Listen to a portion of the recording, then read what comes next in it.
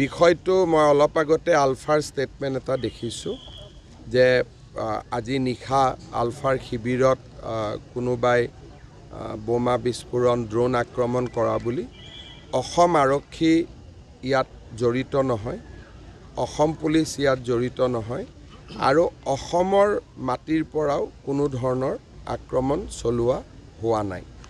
বিষয়টোৰ ওপৰত অধিক তথ্যৰ প্ৰয়োজন আছে, কাৰণ সাধাৰণতে এনেকুৱা ধৰণৰ ঘটনা হ'লে সেনাবাহিনীয়েও ষ্টেটমেণ্ট দিয়ে। এতিয়ালৈকে সেনাবাহিনীৰো আমি কোনো ষ্টেটমেণ্ট দেখা নাই। গতিকে মই ভাবোঁ বিয়লিৰ ফাললৈকেহে ঘটনাটো অলপ ক্লিয়াৰ হ'ব। আৰু মই শুনাৰ পিছতেই সৰু পথাৰলৈকে আহি গ'লোঁ, সেইকাৰণে ময়ো বহুত টেলিফোনত কথা পাতিব পৰা নাই।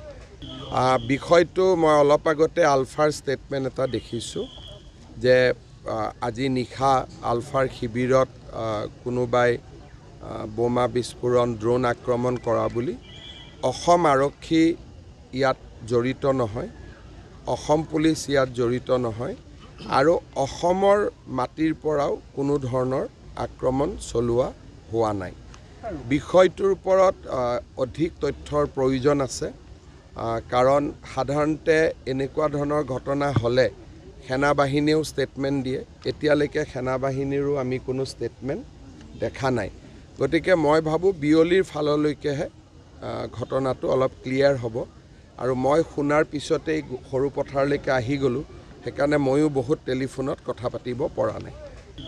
বিষয়টো মই অলপ আগতে আলফাৰ ষ্টেটমেণ্ট এটা দেখিছোঁ যে আজি নিশা আলফাৰ শিবিৰত কোনোবাই বোমা বিস্ফোৰণ ড্ৰোন আক্ৰমণ কৰা বুলি অসম আৰক্ষী ইয়াত জড়িত নহয়, অসম পুলিচ ইয়াত জড়িত নহয় আৰু অসমৰ মাটিৰ পৰাও কোনো ধৰণৰ আক্ৰমণ চলোৱা হোৱা নাই। বিষয়টোৰ ওপৰত অধিক তথ্যৰ প্ৰয়োজন আছে, কাৰণ সাধাৰণতে এনেকুৱা ধৰণৰ ঘটনা হ'লে সেনাবাহিনীয়েও ষ্টেটমেণ্ট দিয়ে। এতিয়ালৈকে সেনাবাহিনীৰো আমি কোনো ষ্টেটমেণ্ট দেখা নাই। গতিকে মই ভাবোঁ বিয়লিৰ ফাললৈকেহে ঘটনাটো অলপ ক্লিয়াৰ হ'ব। আৰু মই শুনাৰ পিছতেই সৰু পথাৰলৈকে আহি গ'লোঁ, সেইকাৰণে ময়ো বহুত টেলিফোনত কথা পাতিব পৰা নাই।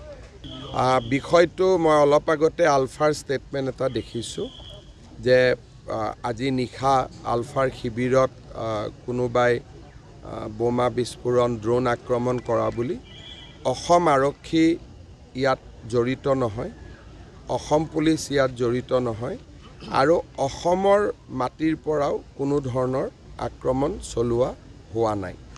বিষয়টোৰ ওপৰত অধিক তথ্যৰ প্ৰয়োজন আছে, কাৰণ সাধাৰণতে এনেকুৱা ধৰণৰ ঘটনা হ'লে সেনাবাহিনীয়েও ষ্টেটমেণ্ট দিয়ে। এতিয়ালৈকে সেনাবাহিনীৰো আমি কোনো ষ্টেটমেণ্ট দেখা নাই।